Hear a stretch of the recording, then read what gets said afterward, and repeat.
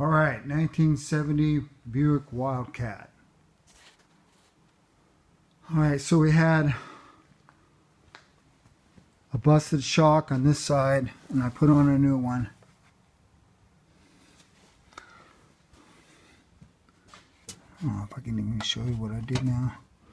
Anyway, the bolt at the top of the shock, they have a nut on them that holds the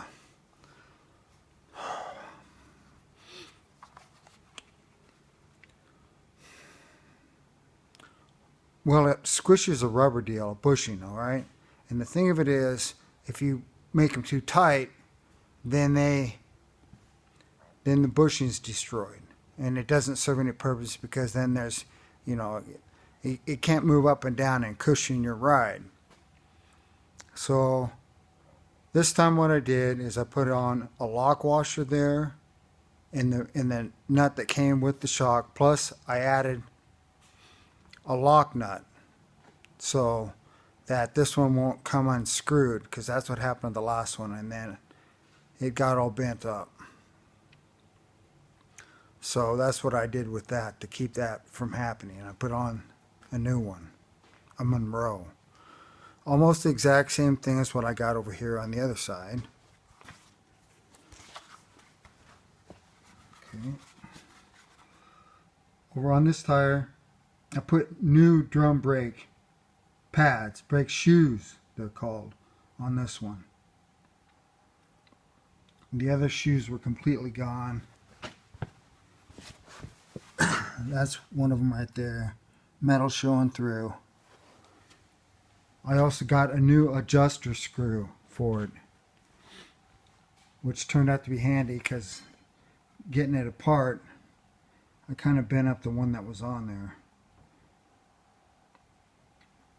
And then for the engine, royal purple oil change with a K&N filter.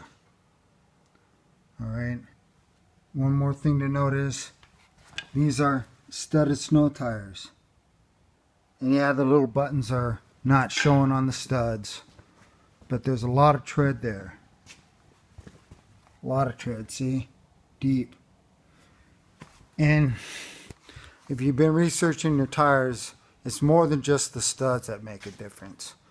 Also, the type of rubber it's made out of is a lot different. It's made to grip in below zero weather. So that's one of the features. The differences between a tire like this, and just your all-season tire. You won't get that in an all-season tire, because they're trying to make it work year-round. This is designed to work in below zero weather. Okay, and the studs are still going to do plenty of work.